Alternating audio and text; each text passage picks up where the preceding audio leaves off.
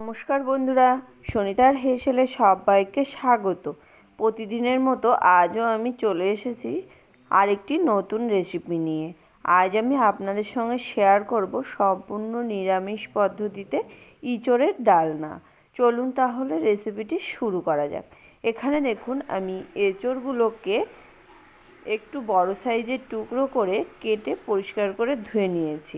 তার সঙ্গে আমি একটা বড় সাইজের আলুকেও একটু বড় টুকরো করে কেটে পরিষ্কার করে ধুয়ে নিয়েছি। এবার আমি রান্নাটা শুরু করব। তার জন্য দেখুন, এখানে আমি কড়াইতে দিয়ে দিয়েছি সর্ষের তেল। এখানে আমি 3 টেবিল চামচ পরিমাণে সর্ষের তেল দিয়ে দিয়েছি।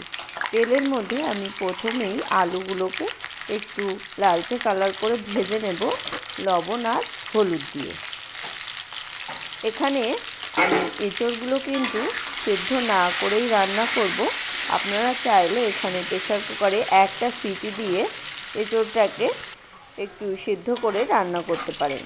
তবে সেক্ষেত্রে বেশি প্রেসার কুকারের সিটি ব্যবহার করবেন না, একটাই সিটি দিয়ে এঁচড়টাকে নামিয়ে রান্না করবেন। দেখুন, এদিকে আমার আলুগুলোকে ভাজা হয়ে গেছে। এবার আমি ওই একই তেলের মধ্যেই আমি এঁচড়টাকেও একটু ভেজে নেব। দেখুন, এখানে এঁচড়টাকে দিয়ে দিয়েছি। এবার এঁচড়ের মধ্যে আমি সামান্য একটু লবণ আর একটু হলুদ গুঁড়ো দিয়ে ঢাকা দিয়ে মিনিমাম 10 মিনিট থেকে 15 মিনিট পর্যন্ত আমি এইভাবে ঢাকা দিয়েই এঁচড়টাকে একটু ভাজা করে নেব, যাতে এঁচড়টা ভাজতে 50% সিদ্ধ হয়ে যায়। সেই রকমভাবেই আমি এঁচড়টাকে একটু ভেজে নেব।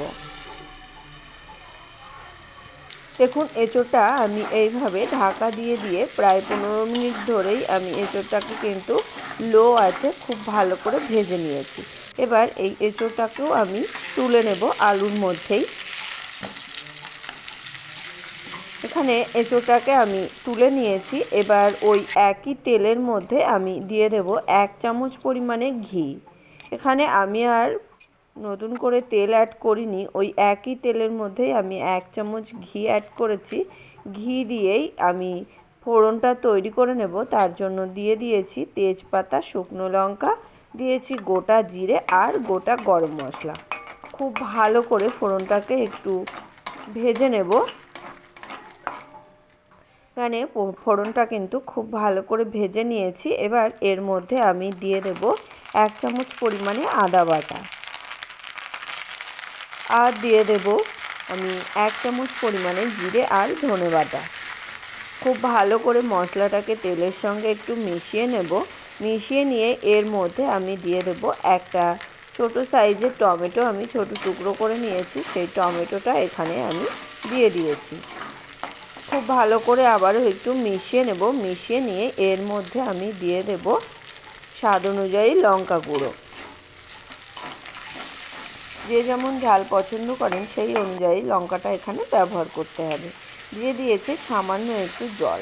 এবার এই সামান্য একটু জল দিয়েই আমি মশলাটাকে কিন্তু আবারও খুব ভালো করে একটু মিশিয়ে নিয়েছি।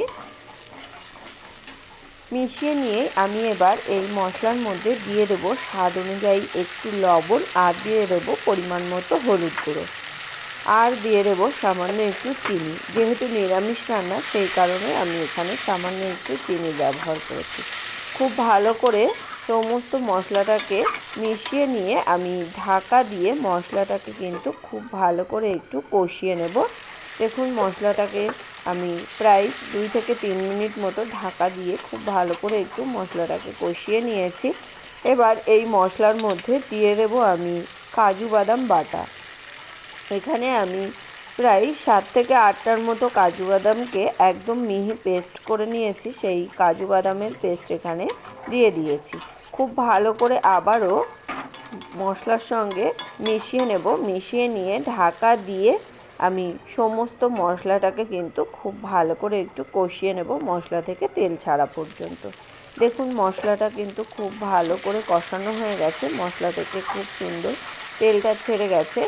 এবার আমি খুব ভালো করে আবারও একটু মশলাটাকে মিশিয়ে নিয়ে আমি এর মধ্যে ভেজে রাখা এঁচড় আর আলুগুলোকে দিয়ে দিয়েছি।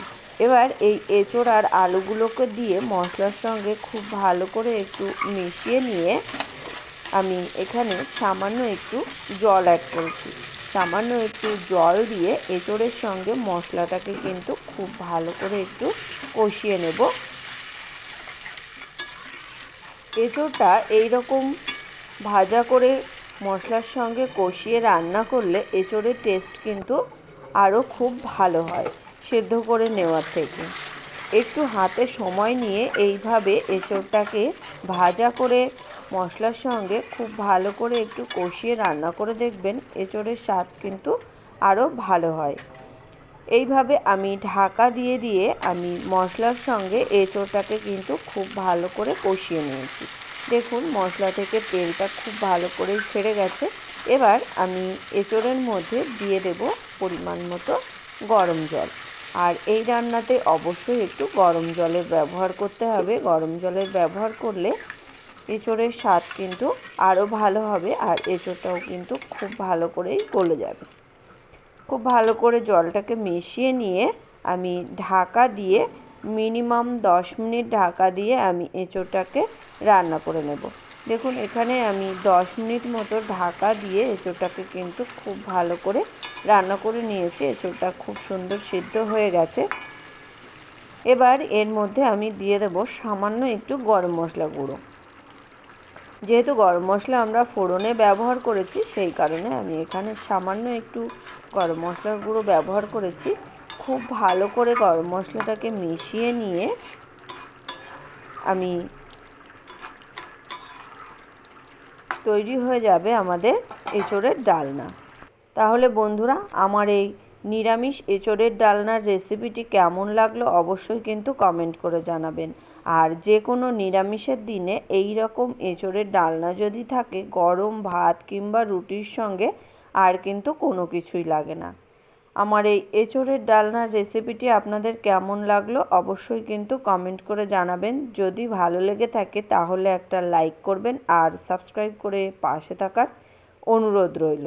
তাহলে বন্ধুরা আজকের মতো এই পর্যন্তই। আবার দেখা হবে নতুন কোনো রেসিপি নিয়ে। ভালো থাকবেন, সুস্থ থাকবেন। ধন্যবাদ।